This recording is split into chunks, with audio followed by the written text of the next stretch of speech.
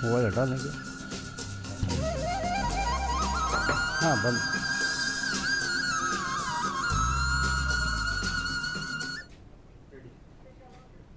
सुप्रभात। दूरदर्शन मध्य प्रदेश के खास कार्यक्रम नमस्कार एमपी में आपका स्वागत है। मैं हूं आपके साथ आकाश सैन। और जिस तरीके से सर्दी का मौसम है और शीतलहर भी कई जगह देखी जा रही है, कोहरा भी देखा जा रहा है, तो अपना ध्यान ज़रूर रखें और सावधान भी रहें और सर्दी का आनंद भी लें, क्योंकि इसको सर्दी के मौसम को हेल्दी मौसम भी माना जाता है। तो अच्छा कुछ खाएं पिएं और स्वस्थ रहें, यही हमारी आशा है। और आज हम बात करने वाले हैं दो महत्वपूर्ण विषय की, क्योंकि आज युवा दिवस भी है और राम मंदिर के प्राण प्रतिष्ठा महोत्सव की भी शुरुआत होने वाली है। उसको लेकर क्या कुछ तैयारियां, इस पर भी हम चर्चा करेंगे। लेकिन सबसे पहले आज की तिथि क्या कुछ कहती है उस पर नज़र डाल लेते हैं कि आज की तिथि क्या कुछ कहती है। और आज की अगर तिथि की हम बात करें तो आज है विक्रम संवत 2080 पौष शुक्ल प्रतिपदा तिथि, दिनांक 12 जनवरी 2024। तो ये आज की तिथि की हमने बात की। और तिथि के साथ साथ आज का इतिहास क्या कुछ कहता है इस पर भी एक नज़र डाल लेते हैं, क्योंकि इतिहास बहुत ज़रूरी है। आज के दिन क्या कुछ घटा था उसके बारे में भी आपको हम बताएंगे कि इतिहास क्या कुछ कहता है आज के दिन का। और आज स्वामी विवेकानंद जी की जयंती है। आज ही के दिन उनका 1863 में जन्म हुआ था। 1917 में महर्षि महेश योगी जी का भी आज ही के दिन जन्म हुआ था और वो जबलपुर में के रहने वाले थे। जबलपुर में उनका जन्म हुआ था। 1950 की अगर हम बात करें तो संयुक्त प्रांत का नाम बदलकर उत्तर प्रदेश आज ही के दिन 1950 में रखा गया था। वहीं स्वामी विवेकानंद से जुड़ी बड़ी बातें भी हम आपको बताएंगे कि स्वामी विवेकानंद का क्योंकि आज जन्मदिवस है और उनकी अगर हम बात करें तो युवा दिवस के रूप में स्वामी विवेकानंद जी का जन्मदिवस मनाया जाता है। और यही कारण है कि इसको लेकर भी काफ़ी कुछ खास तैयारियां जो हैं की जाती हैं और युवा दिवस को मनाने के लिए युवाओं में भी जोश देखने को मिलता है। और आखिर क्यों युवा के लिए प्रेरणादायी थे स्वामी विवेकानंद, इस पर भी आज हम चर्चा करेंगे। और मेरे साथ दो खास मेहमान हैं, सीधे उनके पास चलेंगे। लेकिन उनके पास चलने के पहले आज का शुभ विचार क्या है उस पर भी एक नज़र डालें। और शुभ विचार की अगर हम बात करें तो आज का शुभ विचार है, कुछ बनना है तो त्याग दो ख्वाहिशें, राम ने भी बहुत कुछ खोया था श्री राम बनने के लिए।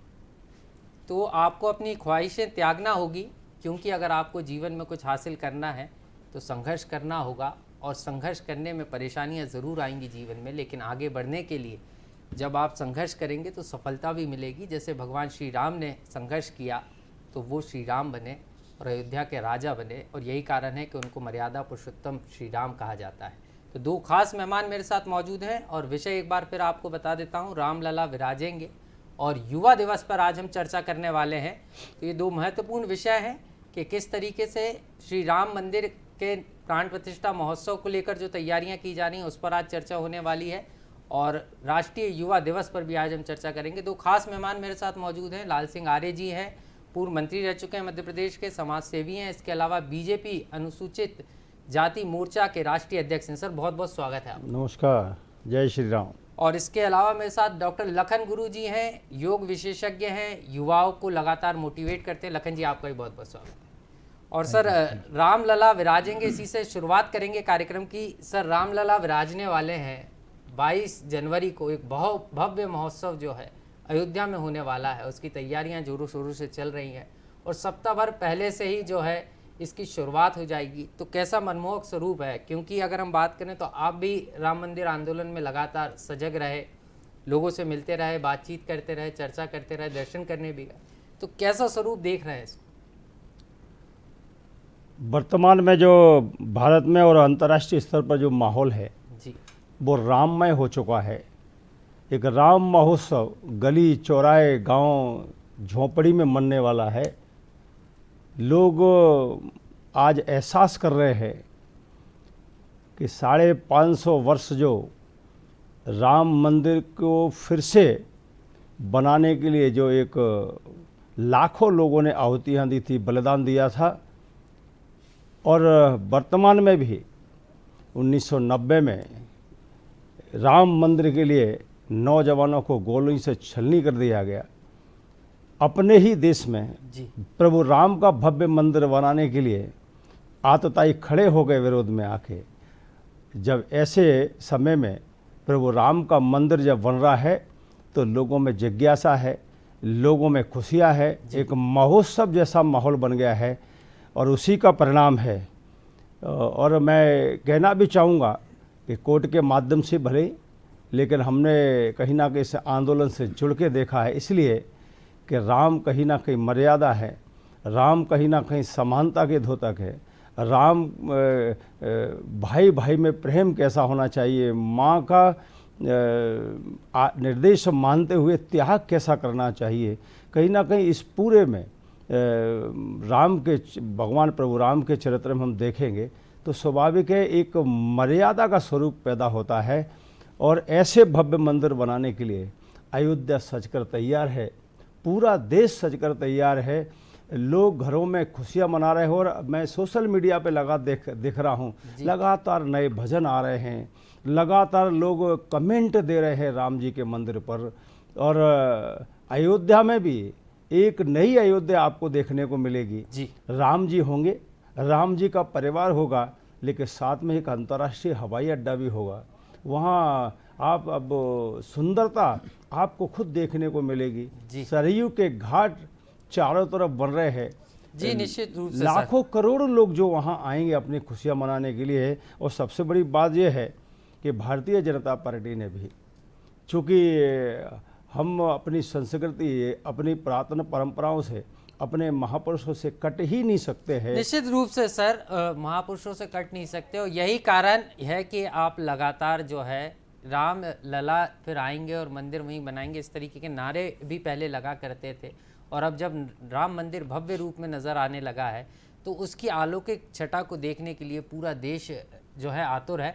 हम दोबारा आपके पास लौटेंगे। डॉक्टर लखन गुरु जी भी मेरे साथ मौजूद हैं, योग विशेषज्ञ भी हैं और युवाओं को प्रेरणा भी देते हैं, मोटिवेट भी करते हैं कि किस तरीके से अपने मन की एकाग्रता को बढ़ाना है, क्योंकि आज राष्ट्रीय युवा दिवस भी है। तो इस पर भी हम चर्चा करेंगे। डॉक्टर लखन गुरु जी के पास चलेंगे। लखन जी, क्योंकि आज राष्ट्रीय युवा दिवस है और स्वामी विवेकानंद जी का जन्म दिवस और युवाओं के प्रेरणा स्रोत माने जाते हैं स्वामी विवेकानंद, तो उसको लेकर खासतौर पर आजकल का जो युवा है उसका मन कहीं ना कहीं भटकता है। तो उस भटकते मन को योग के जरिए कैसे उसको धैर्यवान बनाया जाए, एकाग्र किया जाए? बहुत सही सवाल है। सभी दर्शकों को युवा दिवस पर बहुत बहुत शुभकामनाएं। जैसा कि आपका सवाल है कि किस तरह से इस चंचल मन को भटकने से रोका जाए, स्वामी विवेकानंद भारत के नहीं बल्कि विश्व के ऐसे प्रेरणा हैं, ऐसे विचारक हैं जिनके विचारों से युवा तुरंत प्रभावित होकर के अपनी दिशा निर्देश बदल कर, अपने विचारों को बदल करके एक मंजिल तक पहुंच जाता है। चंचल मन को बदलने के लिए योग में सबसे अच्छा है महर्षि पतंजलि के जो योग सूत्र है उनके अनुसार चित्तस्य वृत्ति निरोध। जितने विचार हमारे आ रहे हैं उनको एकाग्र करने के लिए कहीं न कहीं योग बहुत महत्वपूर्ण भूमिका अदा करता है जी। निरंतर, जैसा कि आप जानते हैं कि योग दिवस भी मनाया जाता है 21 जून को। भारत के प्रधानमंत्री जी ने योग दिवस को भारत ही नहीं बल्कि विश्व में लागू करा दिए। ये हमारे लिए बहुत बड़ी गौरव की बात है, क्योंकि योग के माध्यम से लगातार जो मन चंचल है, तमाम तरह की बीमारियां हैं, लो बीपी, हाई बीपी, थायराइड, मोटापा, और उसमें सबसे बड़ा तनाव है। यदि आप तनाव में हैं तो अन्य तरह की बीमारियां हो जाती हैं, डायबिटिक हो जाती हैं। भारत में इतना ज़्यादा तनाव लोगों युवाओं में तक देखने को मिल रहा है। युवा यदि तनाव ले लेते हैं तो उनको बीमारियां अन्य हो जाती हैं, डायबिटीज़ हो जाती है और कहीं ना कहीं वो अपनी मंजिल से भटक जाते हैं। तो इसके लिए निरंतर योग प्राणायाम करते रहना चाहिए। और आजकल तो योग प्राणायाम की एक तरह से लहर है।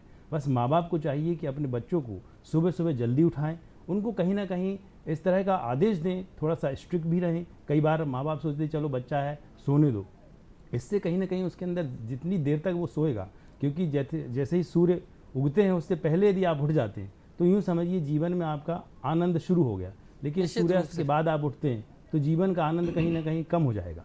इसलिए युवाओं को चाहिए कि सूर्योदय से पहले उठें और निरंतर योग और प्राणायाम करें, ध्यान करें। इससे आपका चंचल मन स्थिर हो जाएगा और आप अपनी मंजिल तक पहुंच पाएंगे। लेखन जी, एक चीज़ और समझना चाह रहा था, क्योंकि स्वामी विवेकानंद जी की जयंती के साथ साथ पूरा देश राम की भक्ति में राममय नज़र आ रहा है, क्योंकि राम मंदिर का प्राण प्रतिष्ठा महोत्सव होना है। और राम और स्वामी विवेकानंद दोनों ही युवाओं के प्रेरणा स्रोत हैं। तो राम जी की भी एक, क्योंकि राम जी ने भी जीवन जीने की जो कला है वो लोगों को सिखाई है, उनका जीवन दर्शन इस बात को सिखाता है कि जीवन को कैसे जीना है, तो उसको आप कैसे? बिल्कुल सही कहा आपने। भगवान श्री राम मर्यादा पुरुषोत्तम तो हैं ही। उन्होंने बचपन से लेके सिंहासन तक पाने में जो उन्होंने जिस तरह से उन्होंने पिताजी का निर्देश माना, माताजी का निर्देश माना, भाई के प्रति, पत्नी के प्रति, और जिस तरह से वो लगातार शांत मन से हर चीज़ को कहीं ना कहीं सॉल्यूशन की दिशा में लेके गए। यानी हर समस्या का हल क्या है, हर समस्या का हल आपने देखा होगा कि बहुत ही मुस्कुराते हुए उन्होंने उस चीज़ को निकाला है। तो जब हम शांत मन से किसी चीज़ का सॉल्यूशन निकालते हैं तो उसका सॉल्यूशन जल्दी निकलता है। और भगवान श्री राम ये पूरे अपने जीवन काल में आपने देखा होगा कि क्रोध उन्होंने बहुत कम किया होगा, यानी इतना कम क्रोध किया होगा कि बहुत कम क्रोध किया होगा। आपने देखा होगा जो काम बिगड़ते हैं वो क्रोध की वजह से बिगड़ते हैं। यदि इंसान अपने क्रोध पे कंट्रोल पा ले तो निश्चित तौर से जीवन में आनंद की लहर आ जाएगी, आनंद की लहर आ जाएगी। यही कारण है कि भगवान श्री राम भी योग किया करते थे, और यही योग की ताकत है कि मन को एकाग्र करना, मन को धैर्यवान बनाना और अपने क्रोध पर नियंत्रण करना। ये भगवान श्री राम से भी हम सीख सकते हैं और ये उन्होंने हमें सिखाया भी है, लेकिन उसको आत्मसात करने की आवश्यकता है। मेरे साथ लाल सिंह आर्य जी लगातार बने हुए हैं, लाल सिंह जी के पास चलेंगे। सर, एक चीज़ और है कि भगवान राम लला के मनमोहक स्वरूप के दर्शन के लिए पूरा देश ललायित है, और राम उत्सव भी जो है मनाया जाएगा पूरे देश में, लेकिन हर व्यक्ति चाहता है कि हम उस पल के साक्षी बने। और ऐसे में हर भारत का जो व्यक्ति है, हर भारत का जो देशवासी है, वो ये चाह रहा है कि हम रामलला के प्राण प्रतिष्ठा महोत्सव में पहुँचें, लेकिन ऐसा क्या कारण है कि वहाँ पर अभी सीमित लोगों को ही, और आपने भी ये निर्णय किया है कि आप अपने शहर में ही रहकर भगवान श्री राम के मंदिर में जाकर 22 जनवरी को दिवाली मनाएंगे? आदरणीय प्रधानमंत्री जी ने जब वहाँ अंतर्राष्ट्रीय हवाई अड्डे का नाम महर्षि वाल्मीकि के नाम से रखने के उद्घाटन के समय कहा था जी कि पूरा देश करोड़ों की संख्या में लोग आना चाहते हैं, लेकिन उसके लिए अयोध्या तैयार नहीं है, क्योंकि अयोध्या में रहने के लिए जगह, फिर तमाम और व्यवस्थाएं होती है, और इसलिए देश के संत, देश के महर्षि, देश के ऋषि वगैरह, इन सब चीज़ों को सम्मान भी प्रॉपर मिलना चाहिए जी। मंदिर के उद्घाटन, मंदिर के प्राण प्रतिष्ठा के समय वहाँ जो व्यवस्थाएं होने वाली वो समूची व्यवस्था ठीक बनी रहे, एक मर्यादा के तहत कार्यक्रम संपन्न हो, और इसके लिए आग्रह किया गया है लोगों से। जी। मंदिर जाने के लिए किसी के लिए मना नहीं है। 22 तारीख के बाद मंदिर जाइए। अभी भी मंदिर के लोग दर्शन कर रहे हैं, प्रभु राम का भजन कर रहे हैं, मत्था टेक रहे हैं। मैं भी मत्था टेक 1 महीने पहले आया हूँ जी। तो कुल मिलाकर 22 तारीख के बाद पूरा देश फिर आराम से पहुँचे। और मैं तो प्रधानमंत्री जी को धन्यवाद देना चाहूँगा कि पूरे देश से लगभग भारतीय जनता पार्टी भी कहीं ना कहीं इस महोत्सव में एक गिलहरी की भूमिका में कहीं ना कहीं, क्योंकि हम सनातन के लिए समर्पित है। सनातन वो एक संस्कृति है जहाँ सभी के लिए कहीं ना कहीं सम्मान है, और इसलिए प्रभु राम जी की मर्यादा को देखते हुए एक बड़ा निर्णय भारतीय जनता पार्टी ने किया है कि 14 से 22 तारीख तक हिंदुस्तान के जितने भी तीर्थ स्थल हैं, जितने भी मंदिर हैं, वहाँ लगातार 8 दिन तक स्वच्छता अभियान चलाया जाए। और 22 तारीख को मंदिरों में एक तरफ संत महंत मंदिरों में कहीं ना कहीं राम जी के प्राण प्रतिष्ठा के समय भजन करने वाले हैं, प्रसादी का वितरण होने वाला है, रामधुन होने वाली है। और इसीलिए भारतीय जनता पार्टी भी कहीं ना कहीं संत महंत और मंदिरों के इस रामधुन में अपने आप को शरीक करेगी। और शाम को आदरणीय प्रधानमंत्री ने जैसा आग्रह किया है कि प्रभु राम जब लंका पर विजय होकर आए थे, प्रभु राम ने जब अन्याय पर और न्याय की जीत की थी जी। एक रावण परंपरा पर राम की मर्यादा कहीं ना कहीं जब विजय श्री हुई थी, और उसके बाद उनके इन 14 वर्षों में जो भी घटनाक्रम हुए हैं, उन घटनाक्रमों को करते हुए जब वो वापस आए हैं, तो अयोध्या में जिस प्रकार से दीपोत्सव हुआ था, प्रभु राम का स्वागत अभिनंदन हुआ था जी। उसी प्रकार से आज राम मंदिर की प्राण प्रतिष्ठा को लेकर हर गली में, हर मोहल्ले में, हर गांव में, हर वार्ड में कहीं ना कहीं राम महोत्सव और दीपोत्सव होने वाला है। भारतीय जनता पार्टी भी उस सनातन परंपरा का कहीं ना कहीं अंग है, उसके कार्यकर्ता भी कहीं ना कहीं राम जी को मानने वाले हैं जी। और इसलिए हम सब अपने घरों पर दीपक जलाएंगे ही, हम रामधुन में सम्मिलित होंगे ही।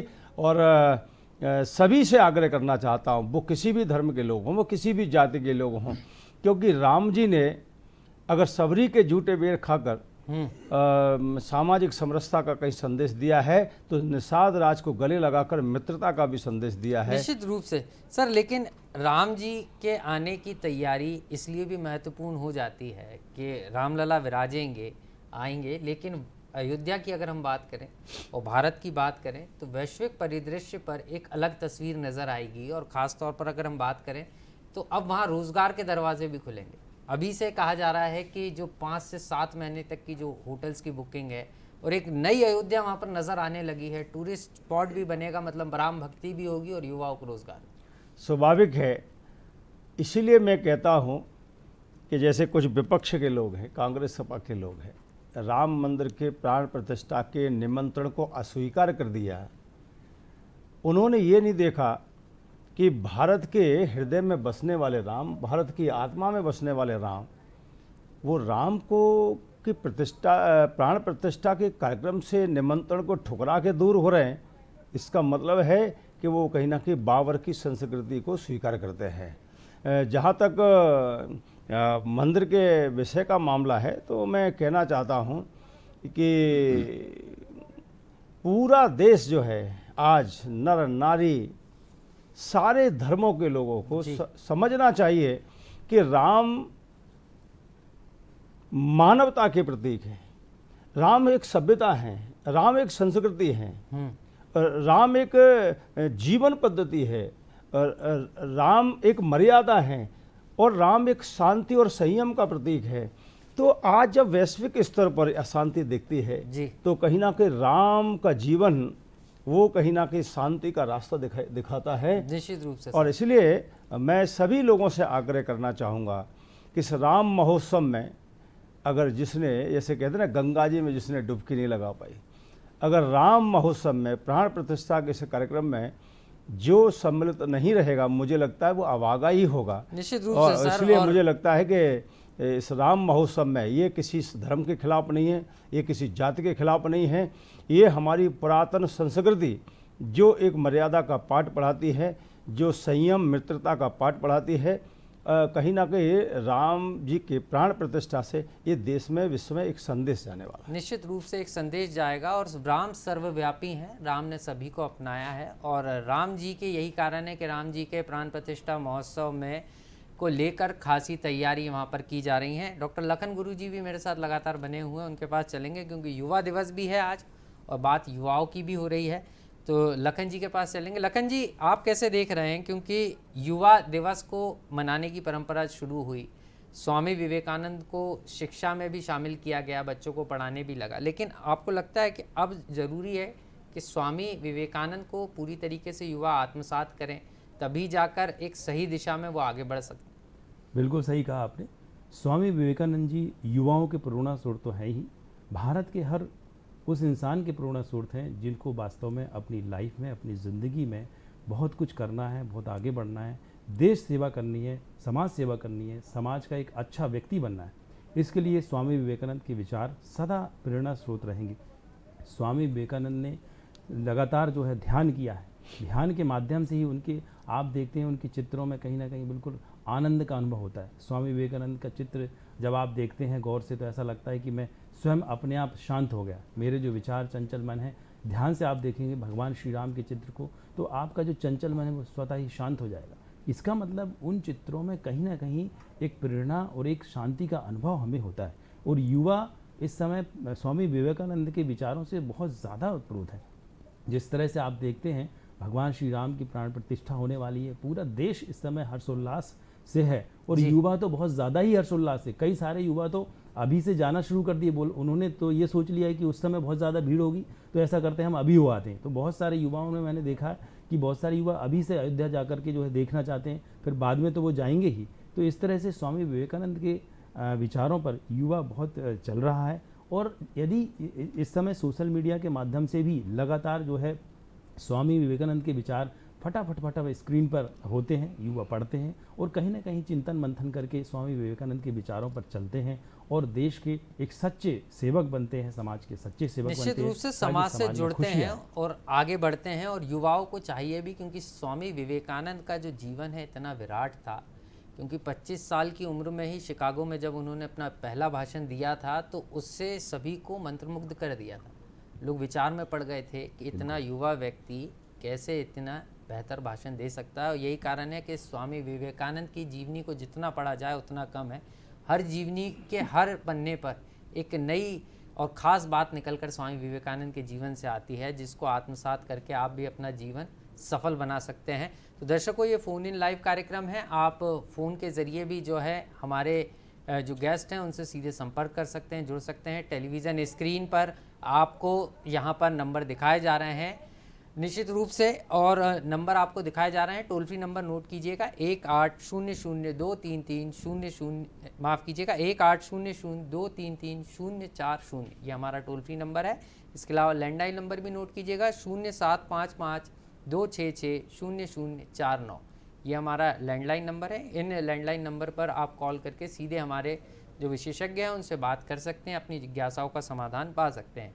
तो लखन जी, एक चीज़ और समझना चाह रहा था आपसे कि योग को लेकर भी लोगों के मन में ये रहता है, क्योंकि सर्दियों का मौसम है और योग कहते हैं वो दवा है जिसने रोज़ 10 मिनट योग को अपना लिया तो आपका स्वास्थ्य हमेशा स्वस्थ रहेगा। बिल्कुल। तो इसको लेकर आप क्या कहना चाहेंगे कि कौन कौन सी कुछ टिप्स देना चाहेंगे हमारे दर्शकों को, युवाओं को, कि कैसे आप कौन कौन से योग कर सकते हैं और कितना समय योग को देंगे तो इससे कितना लाभ मिलेगा? देखिए, योग एक ऐसा विधा है, एक ये विज्ञान है, साइंस है, और आज हम जैसे किसी ज्ञान को तर्क के साथ यदि हम उसको परिपालित करते हैं तो वो विज्ञान बन जाता है। तर्क और परिणाम जब आते हैं तो वो विज्ञान बन जाता है। ऐसा ही योग में भी रिसर्च हुए हैं और रिसर्च के माध्यम से कई सारी गंभीर बीमारियों पे लोगों ने विजय प्राप्त की है, चाहे लो बीपी हो, डायबिटीज़ हो, थायराइड हो। अब युवाओं को किस तरह से योग से जुड़े रहने की आवश्यकता है, तो जो है वो सुबह सुबह जल्दी उठें, पार्कों में जाएं, पार्कों में जाकर के सुबह सुबह जब गुनगुनी धूप निकल रही है तो जो है एक्सरसाइज करें।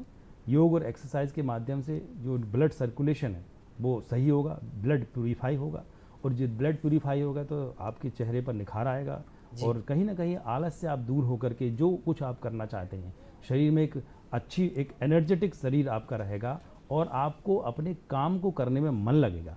इसलिए युवाओं से मैं यही विनम्र निवेदन करना चाहता हूं दूरदर्शन के इस खास कार्यक्रम के माध्यम से कि आलस को छोड़ करके पार्कों में पहुंचिए, योग और एक्सरसाइज कीजिए ताकि आप स्वस्थ रहें, क्योंकि जितना ज़्यादा स्वस्थ आप रहेंगे परिवार उतना आनंदित रहेगा।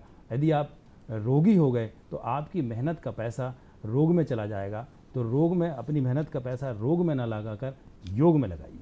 निश्चित रूप से यही कारण है, कहा भी जाता है कोई चलता पद चिन्हों पर, कोई पद चिन्ह बनाता है वही सूरमा इस जग में जो अपनी राह बनाता है। तो आपको अपनी राह अगर बनाना है तो योग को अपनाना होगा, क्योंकि स्वस्थ रहने के लिए आपको योग को अपनाने के साथ साथ उसका अभ्यास करना होगा, क्योंकि अभ्यास से जीवन में एक पॉजिटिव एनर्जी आती है और आप वो चीज़ सीखते हैं। और सूर्य नमस्कार का भी इसमें महत्वपूर्ण रोल है। क्या कुछ सूर्य नमस्कार के फ़ायदे हैं वो भी हम समझ लेते हैं डॉक्टर लखन जी से। डॉक्टर साहब, सूर्य नमस्कार कहते हैं कि सूर्य नमस्कार करने से रोज़ किसी ने 13 सूर्य नमस्कार लगा लिए तो उसका जीवन स्वस्थ भी हो गया और वो मन से मस्त भी हो गया।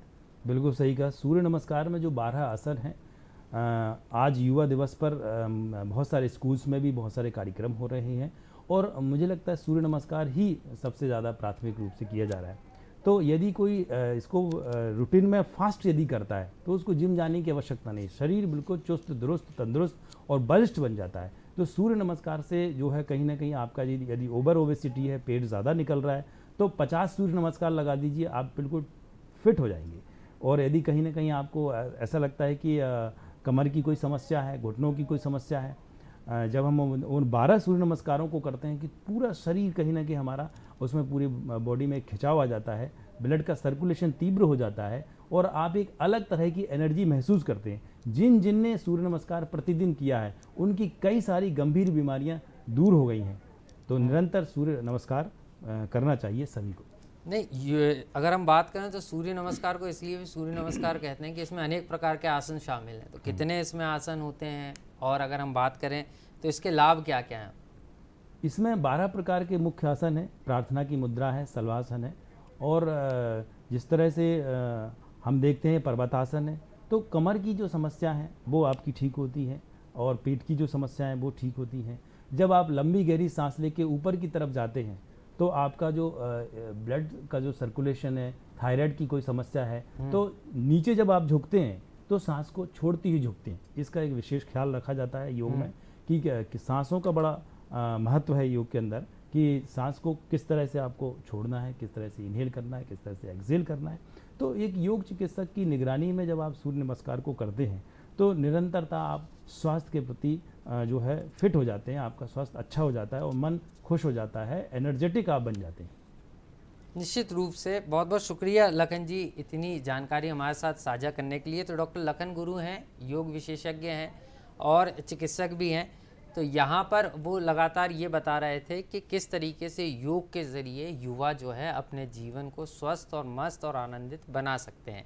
तो राम मंदिर पर भी हम चर्चा कर रहे हैं, क्योंकि रामलला विराजने वाले हैं। 22 जनवरी को प्राण प्रतिष्ठा महोत्सव होना है, तो इसको लेकर भी जो है तैयारियां चल रही हैं। और हमारे साथ लाल सिंह आर्य जी भी हैं, उनके पास चलेंगे। राष्ट्रीय अध्यक्ष हैं ओबीसी, माफ़ कीजिएगा, अनुसूचित जाति मोर्चा के। और कार्यक्रम में फ़िलहाल हम एक छोटे से ब्रेक के लिए रुक रहे हैं, जल्द हाजिर होते हैं और फिर हम चर्चा को आगे विस्तार देंगे। फिलहाल वक्त है एक छोटे से ब्रेक।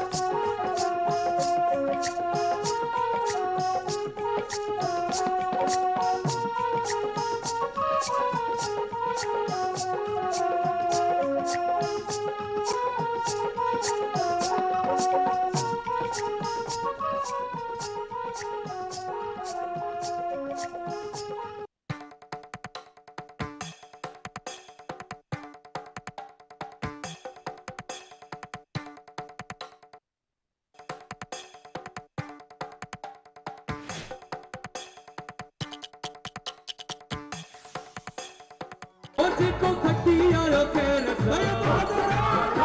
को लड़ी आयो नाड़का के सुनी मुंडी चीज में के ताओ लकड़ हकबे हो जमालो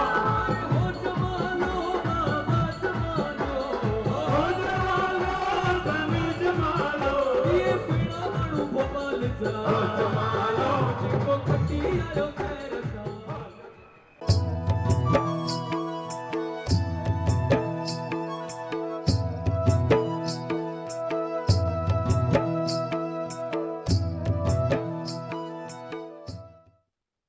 ब्रेक के बाद एक बार फिर आपका स्वागत है। रामलला विराजेंगे, इस पर हम चर्चा कर रहे हैं और लगातार चर्चा जारी है। मेरे साथ पंडित विनोद गौतम जी भी जुड़ गए, ज्योतिषाचार्य हैं। सर, आपका भी बहुत बहुत कार्यक्रम में स्वागत है।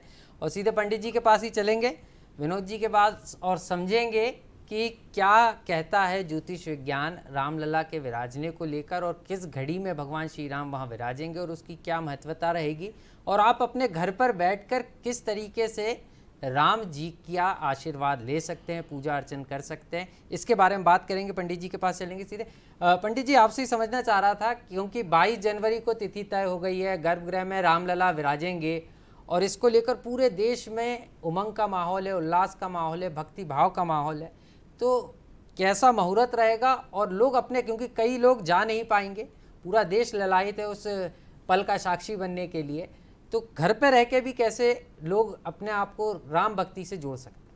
जी, बहुत अच्छा सेन साहब आपका प्रश्न है, क्योंकि ये आत्मा से में परमात्मा का वास अगर है तो सभी जगह आप कण कण में भगवान को पाएंगे। जावेद लोकेन चराचराणी गुल्लिम लता भूमिर कड़ानी प्रकृत्याम बसांतान तान सृष्टि रूपम। ये सृष्टि का स्वरूप है, इसमें कण कण में भगवान है। हमारी भारतीय संस्कृति देखा जाए तो आज पूरे विश्व में छा रही है। और जहाँ तक मुहूर्त की बात करें, जिस समय पर भगवान विराजमान हो रहे हैं जी, तो उस समय के जो मुहूर्त हैं वो पंच महायोगों में से निकल कर के आए हैं। अर्थात जो मुहूर्त बना है, सोचिए कि इतना कम समय मुहूर्त के लिए प्रदान किया गया है। 70 सेकंड का मुहूर्त, अर्थात अभिजीत काल। अभिजीत काल जिसमें किसी भी प्रकार की मुहूर्त में कोई कमी नहीं होती है। जी, 10 रेखा का मुहूर्त है, अर्थात पूरा दिन, पूरा समय, पूरी तिथि, सभी योग करण सब बलवान हैं, सभी शुद्ध हैं। जी, देखा जाए तो उस दिन सर्वार्थ सिद्धि योग, रवि योग, जी, आपका देखा जाए तो आनंद योग, ऐसे ब्रह्म योग, ऐसे अनेक योग रामलला जी की प्राण प्रतिष्ठा के समय पर उपस्थित रहेंगे, ये साक्षी बनेंगे। जी, साथ ही अगर ग्रहों की स्थिति देखी जाए तो न्याय व्यवस्था का जो ग्रह है, जो अखिल ब्रह्मांड के सर्वोच्च न्यायाधीश शनि महाराज हैं, वो अपनी स्वयं की राशि पर विराजमान होंगे। और जैसे ही कार्यक्रम की शुरुआत हो रही है 16 तारीख से, अर्थात मंगलवार से, मंगलवार के दिन मंगल ग्रह उदय हो रहे हैं। अर्थात इतने दिन अस्त ग्रह मंगल भी जब उदय हो जाएंगे तो मंगल ही मंगल करेंगे। निश्चित रूप से मंगल ही मंगल होगा, यही बात पंडित जी कह रहे हैं। और जब राम लला विराजेंगे तो उस मुहूर्त पर किस तरीके से आपको घर पर पूजा पाठ करनी है, क्योंकि सर्वार्थ सिद्धि योग जिसको कहा जाता है वो भी उस दिन रहेगा और पंच महायोग भी रहेगा। तो इस योग में कहते हैं जिसने भगवान का नाम भी ले लिया और ठीक से अगर भगवान के साथ मन से मन का मिलाप हो गया तो सभी जो मनोकामनाएं हैं वो पूरी हो जाती है। और यही कारण है कि पूरे देशवासी इस पल का जो है इंतज़ार कर रहे हैं। पंडित जी से और समझेंगे। पंडित जी, क्योंकि पंच महायोग की बात आपने कही और जिस तरीके से सर्वार्थ सिद्धि योग भी है, तो कहते हैं कि ये जो तमाम योग होते हैं और ये एक ऐसा पल होगा जब पूरा दिन जो है सारे जो भगवान हैं वो उस पल के साक्षी होंगे। और राम जी जब अयोध्या पहुँचे तो उस पल में भी हमने देखा कि सारे भगवान ने अपना, जब राजा राम ने अपनी गद्दी संभाली थी अयोध्या की, तो उस समय भी सारे भगवान उस पल के साक्षी बने थे और इस पल में भी साक्षी बनेंगे। तो सभी लोग जब आएंगे, सभी ईश्वर जब वहाँ पहुँचेंगे, तो कहते हैं कि जब भक्त अगर अरदास लगाएंगे तो उनकी हर अरदास पूरी भी होगी। तो घर पर किस तरीके से पूजन पाठ कर सकते हैं, कुछ उसका सिंपल सी जो विधि हो वो भी हम दर्शकों को बताना चाहेंगे आपके माध्यम से। रामो राजमणि सदा विजयते। राम जी सभी जगह, रामो राजमणि सदा विजयते, ये एक ऐसे मर्यादा पुरुषोत्तम भगवान की प्राण प्रतिष्ठा है कि आपके कण कण में जहां पर ही हैं, आपकी आत्मा में अगर परमात्मा का वास है, अगर प्रभु राम के आप प्रेमी हैं, तो निश्चित तौर पर आप कहीं पर भी हों वहां से आप दर्शन प्राप्त कर सकते हैं। भगवान को मन की आंखों से देखा जा सकता है। इन जो चक्षु हैं हमारे, ये जो नेत्र हैं, इन चक्षुओं से भगवान के दर्शन नहीं होते। भगवान को मन की आंखों से आप निहारिए। संक्षिप्त में आप भगवान की पूजा अर्चना कर सकते हैं। गंगा जल का विशेष महत्व है इस दिन। गंगा जल, दूध, पंचामृत इत्यादि से उनका अभिषेक करवाएं। फल फूल, युतार्घ पात्रादि इत्यादि उनको अर्पित करें। सभी प्रकार से उनकी पूजा अर्चना और उनकी जो आराधना है, उनकी जो स्तुतियां हैं, जो रामचंद्र जी के द्वारा जो उनके जो सिद्धांत हैं, उनको आपको अपने मन में अपनाना चाहिए। पूजा सबसे बड़ी चीज वही है जो भारतीय संस्कृति को भगवान श्री रामचंद्र जी ने आगे बढ़ाया है। उसी संस्कृति को हमको अपनाना है, यही सबसे बड़ी पूजा है। निश्चित रूप से तो भगवान श्री राम के कर्मों को अपनाना होगा, जो उन्होंने सिद्धांत दिए, जो जीवन जीने की प्रेरणा दी, उसको अपनाना होगा, तभी जाकर हम जीवन में सफल हो सकते हैं, आनंदित हो सकते हैं। और इसी पर हम चर्चा भी कर रहे हैं। और लाल सिंह आर्य जी भी मेरे साथ लगातार बने हुए हैं। लाल सिंह जी के पास चलेंगे। और सर, आप 1 महीना पहले ही राम जन्मभूमि होके आए हैं लाल सिंह जी, तो अब वहाँ का एक अनूठा दृश्य देखने को मिल रहा है। 9 स्वर्ण जनित दरवाजे बनाए जा रहे हैं और ख़ास तैयारियां भी की जा रही हैं। पूरी अयोध्या राममय नज़र आ रही है। तो क्या कुछ आपने देखा वो भी हमारे दर्शकों को बताएं, क्योंकि अभी तो दर्शक वहाँ नहीं पहुँच पा रहे हैं। तो क्या कुछ खास तैयारियां वहाँ पर की जा रही हैं? जैसा भी पंडित जी ने बताया कि प्रभु राम जी के प्राण प्रतिष्ठा का जो मुहूर्त है, जी इस मुहूर्त के समय का और दिन का करोड़ों लोग कहीं ना कहीं इंतजार कर रहे हैं। इसका मतलब है कि राम लोगों में बसे हुए हैं अंतरात्मा में। जी अब स्वाभाविक है, जब पुरातन अयोध्या को आज अपनी आंखों से देखेंगे तो लगेगा कि अयोध्या एक निराली होगी, एक नई अलग होगी। तो स्वाभाविक है कि सरकार भी कहीं ना कहीं इस पर ध्यान दे रही। मैं मोदी जी के प्रति आभार व्यक्त करना चाहता हूँ। उन्होंने 15 अगस्त को एक बार कहा था लाल प्राचीर से कि गुलामी के चिन्हों की जगह हम भारत के जो चिन्ह हैं उनको कहीं ना कहीं पुनर्निर्माण करेंगे। आज वही कहीं ना कहीं दौर चालू हो गया है जी। और मुझे लगता है कि अयोध्या में मैं जब गया तो 90 में जब अयोध्या गया था तो अयोध्या के अंदर प्रवेश नहीं कर पाया था जी। गोलियों से राम भक्तों को छलनी कर दिया गया था, यानी कि राम को मानने वालों को मारा गया जी। और मैं 92 में भी गया था तो 92 में ढांचा अपनी आंखों से टूटता हुआ देखा, वो गुलामी का चिन्ह, और वहाँ राम जी को विराजते हुए अपनी आंखों से देखा तो लगा कि करोड़ों लोगों की आत्मा में बसने वाले राम का मंदिर अगर हिंदुस्तान में ही नहीं बनेगा, अयोध्या में नहीं बनेगा तो कहाँ बनेगा। इसलिए जब मैं वहाँ गया तो देखा कि सरयू के जो घाट है वो बनकर क्या सुंदरता बिखेर रहे हैं, तैयार खड़े हुए हैं लोगों का स्वागत करने के लिए। लता मंगेशकर के नाम से भी चौराया है, वहाँ उनकी वो बीड़ा कहीं ना कहीं रखी हुई है।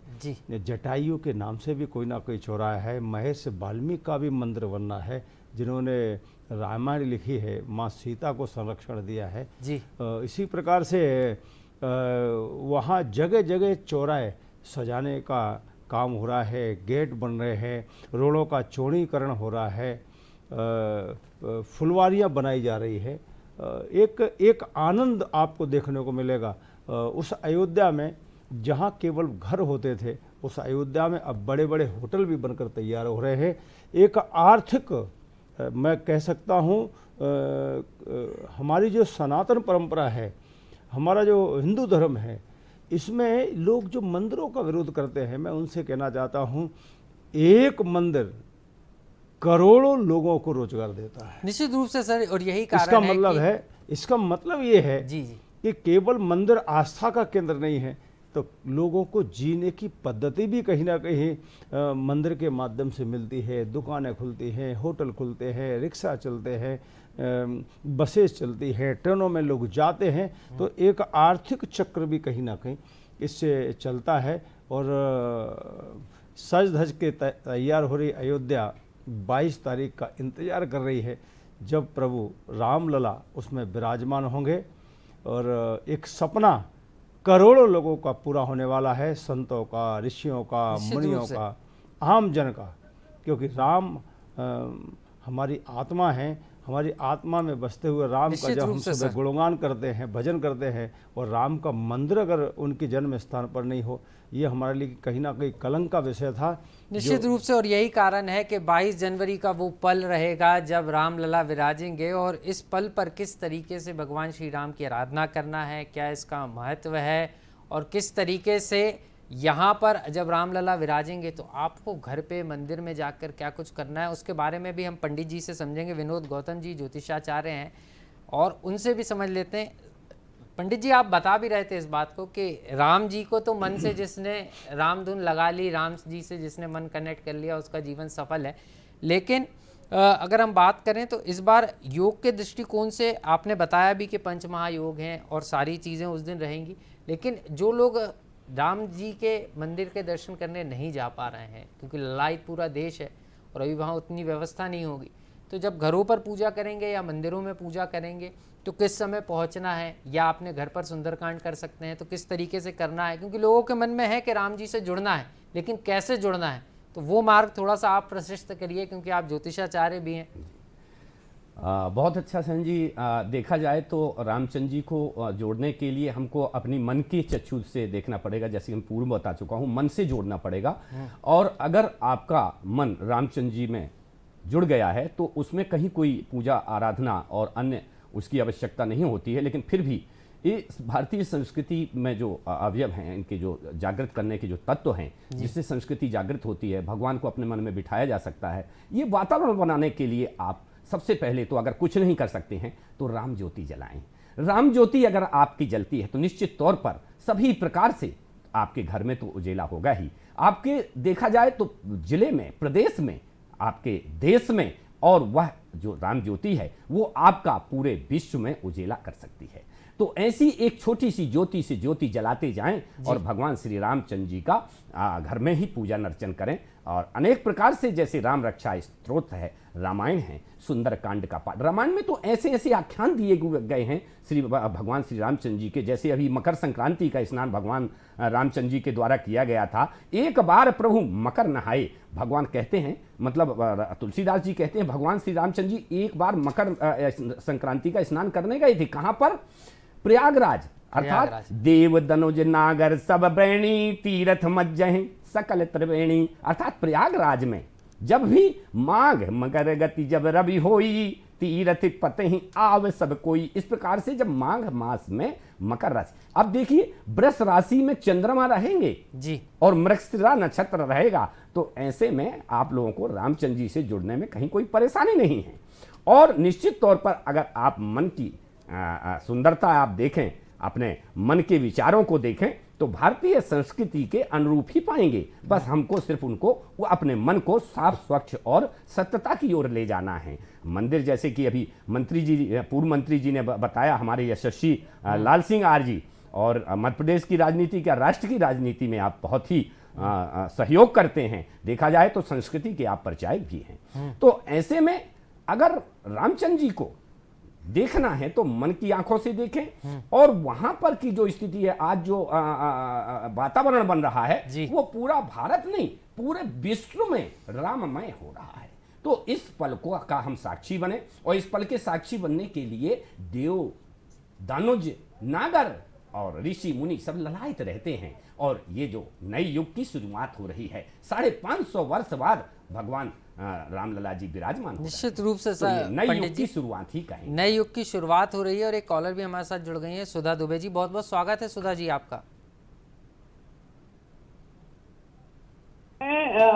राम जी का पूरा राम वर्ष है, मैं ये पूछना चाहती हूँ जी कि राम जी का प्रकृति प्रेम किन दोहा या चौपाई से स्पष्ट होता है, थोड़ा बताइएगा मुझे। जी क्या राम जी प्रकृति प्रेमी थे? जी बिल्कुल सुधा जी, पंडित जी से हम पूछेंगे। प्रकृति को, प्रेम को बताने की बात की गई, तो पंडित जी अगर हम बात करें तो राम जी ने तो 12 वर्ष वनवास में ही गुजारे, तो वनवास के दौरान प्रकृति प्रेम भी नजर आता है। तो कैसे प्रकृति को सहजने और संवारने का काम भी भगवान श्री राम ने किया? बिल्कुल, बहुत अच्छा प्रश्न है सुधा जी का। और देखा जाए तो शुरुआत से ही, बचपन से ही प्रकृति प्रेम में रामचंद्र जी, देखा जाए कि रामचंद्र जी ने चंगू अर्थात पतंग भी उड़ाई है। अभी मकर संक्रांति आ रहा है, राम पतंगे उड़ेंगी, और देखा जाए तो राम ज्योति तो जलती ही है, राम पतंगे भी उड़ेंगी। तो चंगू उड़ाई थी उन्होंने, एक बार प्रभु चंगू उड़ाई, और वो चंगू जो है तो इंद्रलोक में पहुंच गई थी। तो ये प्रकृति का प्रेम। ये देखा जाए तो उस समय पर जब माता सीता जी को खोजते हुए भगवान वन वन में भटक रहे थे, प्रकृति के करीब थे, बहुत करीब थे, पूरा करीब ही थे, तो उस समय पर वो क्या पूछते हैं कि हे खग मृग हे मधुकर श्रेणी, और तुम देखी सीता मृग नैनी। अर्थात हे खग, मृग, पक्षियों, ऋषि, मतलब लताओं, वृक्षों, क्या तुमने मेरी प्रिय सीता को देखा है कहीं? ऐसे वो किनसे पूछ रहे हैं? प्रकृति से पूछ रहे हैं। ये सबसे बड़ा उनका प्रकृति का प्रेम है। आप देखें कि इस प्राकृतिक प्रेम, जहां पर भी उन्होंने, जहां जहां पर जो घाट थे या जहां पर जो सरोवर थे, वहां पर वो विशेष तौर पर गए। उनकी जो यात्रा थी, वो जहां पर धार्मिक स्थल थे, मंदिर थे, तपोवन था, या ऋषि मुनि के जो आश्रम थे, और जहां पर प्राकृतिक रूप से एक मनोहारी जो है तो चित्रण भूमि के द्वारा या पृथ्वी के द्वारा किया गया था, वहाँ वहाँ पर रामचंद्र जी जरूर पहुँचे। यही सिद्ध करता है कि भगवान श्री राम जी प्रकृति के बहुत करीब थे। प्रकृति के बहुत करीब थे भगवान श्री राम। और एक और कॉलर मेरे साथ जुड़ रहे हैं, सुनील जी भोपाल से। सुनील जी, बहुत बहुत स्वागत है आपका। जी नमस्कार जी पंडित जी, प्रणाम करता हूँ आपको। जय हो। और मैं ये पूछना चाहता था कि ताड़का जी को भगवान श्री राम ने जो है उनका वध किया, वध करने के बाद में उनको माते क्यों पुकारा? दूसरा सवाल है इसी के साथ में कि भगवान श्री राम प्रकृति प्रेमी थे और पर्यावरण के लिए जो है वो समर्पित थे, तो उन्होंने जो है वो जल समाधि क्या इसी वजह से ली थी? जी, चूंकि देखा जाए तो ताड़का वन में ताड़का मारी और गौतम नार अहिल्या तारी, तो ऐसे ऋषियों मुनियों के कार्यों को सुगम बनाने के लिए, चूंकि वो एक स्त्री का वध नहीं कर सकते थे, और ऐसी स्थिति में उन्होंने जब उनसे ये चीज़ ये एक इस टाइप से अन्याय हुआ, तब उन्होंने उनको माँ शब्द से संबोधित करते हुए और उनको अगले जन्म में कहा कि मैं जरूर जो है तो आपके संदिग्ध में रहूंगा। और यही कारण है कि उन्होंने अगले कृष्ण जन्म में उन्होंने पूतना बन के रूप में, जब ताड़का का पुनर्जन्म हुआ तो उस समय पे ताड़का का पूतना के रूप में उन्होंने माँ का आंचल से लिपट करके और उनको अपनी जो पुरानी संस्मरण था, उनके जो पुरानी जो अपनी एक अभिलाषाएं थीं या ताड़का की जो स्थिति थी, या भगवान श्री रामचंद्र जी ने जो निश्चित रूप से उनको वरदान दिए थे, वो वरदान की पूर्ति करी। और अगर आगे की स्थिति देखी जाए कि भगवान जी ने समाधि वहाँ पर क्यों ली और सरयू नदी में ही समाधि ली, तो उस समय पर जो महापुरुष थे या जितने भी जो सत्य के लिए जाते थे, संस्कृति के जो परिचायक थे, वो समाधि ही लेते थे। और इसमें से भूमि की समाधि होती थी, जल की समाधि होती थी, और हमारे जो बर्फ की समाधि होती थी। देखा जाए तो अर्जुन, नकुल, सहदेव, धर्मराज, युधिष्ठिर इत्यादि सब बर्फ की समाधि में हैं। और आज भी अगर वहाँ पर खुदाई की जाए तो हमारे जो हिमालयन के जो रास्ते हैं उसमें निश्चित तौर पर बड़े बड़े भीम, नकुल, सहदेव और धर्मराज निश्चित रूप से 100 भी मिलेंगे। निश्चित तो रूप उस से समय पर सर। ये परंपरा थी और परपाटी थी, और उसका ये सब पालन किया गया। और यही श्री राम प्रभु श्री राम की जीवनी को दिखाता है कि उन्होंने माता भी कहकर पुकारा था पूतना को। और साफ तौर पर अगर हम बात करें तो लाल सिंह आर्य जी भी मेरे साथ मौजूद हैं, उनके पास चलते हैं, उनसे भी समझ लेते हैं कि राम जन्मभूमि में अब क्या कुछ बदला है और कैसे युवाओं के लिए रोजगार के अवसर यहाँ पर खुल गए। क्योंकि अब सिर्फ भगवान श्री राम लला वहाँ नहीं विराजेंगे, बल्कि उनके विराजने के साथ जो राम राज्य की परिकल्पना जिसको कहा जा रहा है, जो देश का गरीब है, पिछड़ा है, उसको किस तरीके से रोजगार से जोड़ने की कवायद होगी, इस पर भी हम समझ लेते हैं कि लाल सिंह आर्य जी से कि किस तरीके से काम होगा। लाल सिंह जी, बात की जा रही है अब राम राज्य की स्थापना होगी, प्राण प्रतिष्ठा हो गया, और उसके बाद सभी को रोजगार मिलेगा, गरीब को विकास से जोड़ने की बात होगी, तो किस तरीके से अब सरकार राम जी के आदर्शों पर चलते हुए ये तमाम काम करेगी? मुझे लगता है कि राम राज्य और पुरातन, ये दोनों संस्कृतियों में कहीं ना कहीं हर चीज़ को व्यवस्थित किया गया है जी।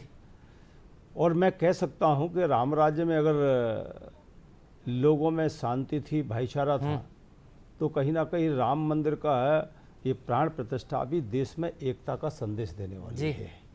हमारे ऋषि मुनियों ने एक ऐसी परंपरा का निर्माण किया है कि अगर कोई कुंभ लगता है, क्षिप्रा पे लगता हो या गंगा पे लगता हो, तो उस नदी में कौन स्नान कर रहा है ये कोई नहीं पूछता है। इसका मतलब है कि वो सामाजिक समरसता का एक संदेश देने वाला होता है जी। दूसरा, मंदिर जब बनते हैं तो फिर वहाँ फूल भी चढ़ाए जाते हैं जी। तो यानी कि फूल पैदा करने वालों को रोजगार मिला है जी। तो फिर प्रसाद चढ़ाया जाता है, तो कहीं ना कहीं दुकानदारों को भी रोजगार मिला है जी। मंदिरों पे ट्रेन से, बसों से और एयर से जाने वाले लोगों को कहीं ना कहीं रोजगार मिला है।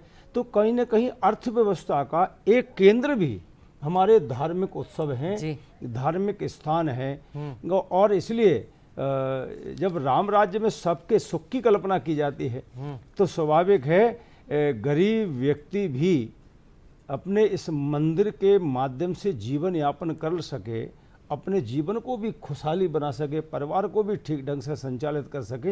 ये सारी व्यवस्थाएं कहीं ना कहीं राम राज से और सनातन परंपराओं से जुड़ी हुई है। निश्चित रूप से लाल जी, लेकिन समझने में ये चाह रहा था कि अब कहा जा रहा है कि यहाँ पर अयोध्या के साथ साथ अयोध्या के आसपास का जो पूरा इलाका है, पूरा क्षेत्र है, उस क्षेत्र में अब गाइड की विशेष ट्रेनिंग युवाओं को दी जाएगी, जिससे जो टूरिस्ट आ रहे हैं उनको ये बताया जाए कि क्या राम जी का महत्व है, राम जी का यहाँ जन्म हुआ था और क्या कुछ यहाँ की पौराणिक महत्वता है, ये सारी चीज़ें ही बताई जाएं।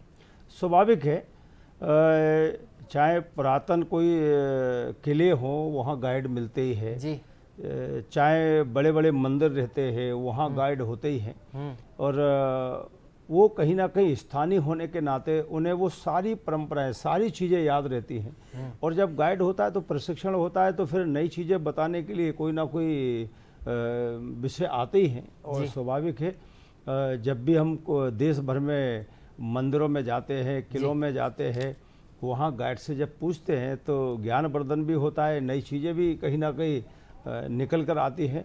ये भी अयोध्या में कहीं ना कहीं स्वाभाविक होने ही वाला है। निश्चित कई रूप से। संस्कृत के विद्यालय होंगे। सर तो माफ़ी के साथ रोक रहा हूँ आपको, एक कॉलर हमारे साथ जुड़ गए HK टॉक जी भोपाल से। बहुत बहुत स्वागत है टॉक जी आपका दूरदर्शन मध्य प्रदेश में। जी जानना चाहता हूँ, जी ये राम की ऐसी क्या मजबूरी थी कि उन्हें सीता को वन में भेजना पड़ा?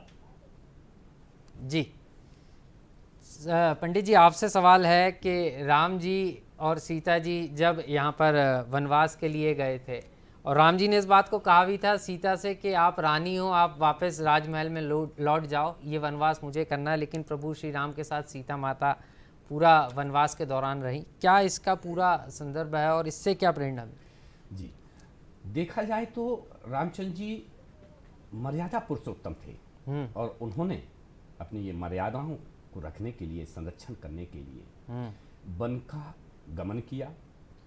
राजा दशरथ जी की, अपने पिता की आज्ञा और आदेश पर उन्होंने 14 वर्ष का वनवास प्राप्त किया जी। और उसको सहर्ष स्वीकार किया। सहर्ष मतलब ऐसे नहीं कि कोई खिन्न मन से, सहर्ष स्वीकार करना, तो सहर्ष स्वीकार किया।